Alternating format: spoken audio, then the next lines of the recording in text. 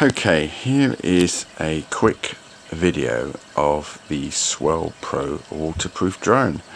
And the reason I'm doing this is because I absolutely love it. I think it's brilliant, and there's lots of reviews out there for it.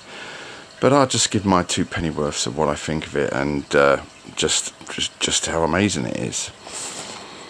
Right, here it is. Don't be an idiot like me. Make sure you remove the film that's protecting the lens, because I actually forgot to do that.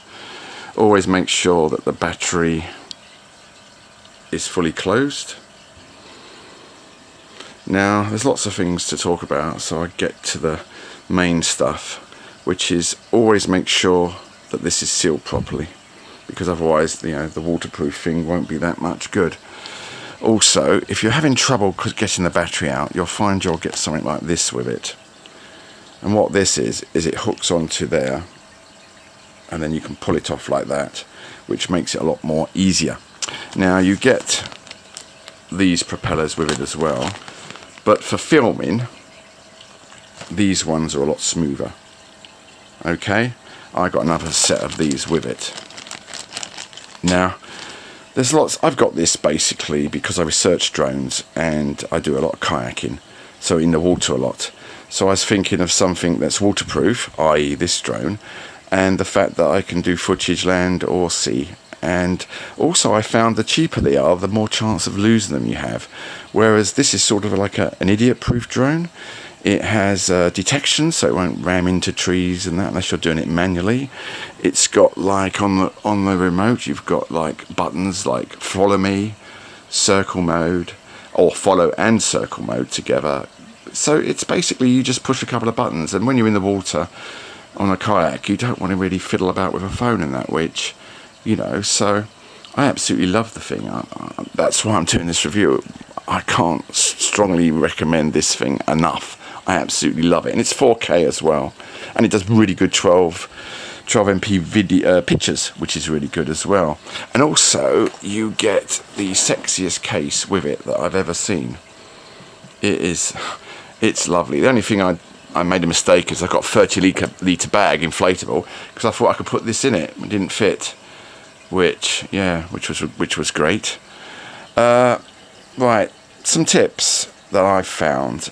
The first one is calibration, which you probably know anyway, which is basically you wiggle this like mad, and then you do clockwise this, and then you point it down and do it clockwise, and then it says initialization on here, and then it's all calibrated. Also make sure that when you put these on, the antennae, that you put the right ones. They're labelled, they're idiot proof even for me, so just make sure you put them on the right one. Always make sure that this is sealed, because it's waterproof, so if it's not sealed, you're going to end up, it's an expensive bit of kit, so you really don't want to lose it. Now, onto the batteries. I have over here, which I strongly recommend you getting, which is a lipo guard, which basically is, it's a flame-proof thing. I'm not saying the whole place is going to catch a light, but it's handy to put the batteries in it, so you don't have to worry then, because there is a small chance that they could actually, catch fire and that. But anyway, more onto the drone. It's fully waterproof. It's 4K videos. The battery life is about 15 to 17 minutes.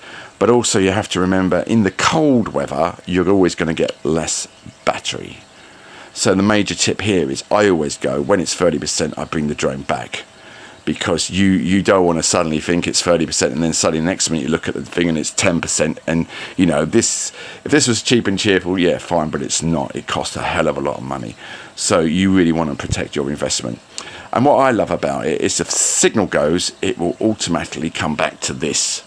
Hence kayak, boat, whatever. Wherever this is, this drone will go to. It will follow.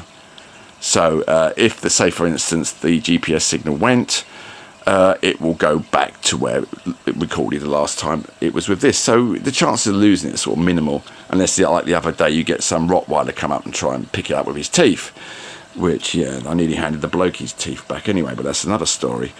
But some more tips is, on here, always make sure you've got a minimum of 12 satellites before you fly. That's a biggie, okay? Never go out on more than 20 mile-an-hour winds, because it's a no-brainer. And also, because this is heavy, you have to take an aviation's pilot test, which I took. It costs £9 and they asked you 20 questions. Most of the questions are common sense. You know, if I see lots of people, you're not going to fly the drone around them. You know, it's simple as that. You know, it's just common sense. And I'm, as my wife's always telling me, the thickest idiot going. So if I can pass the test, anybody can.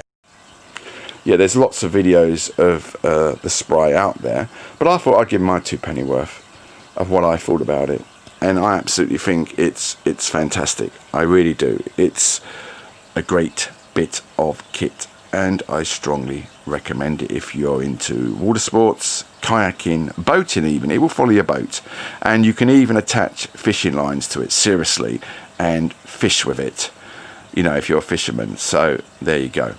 Strongly recommend it.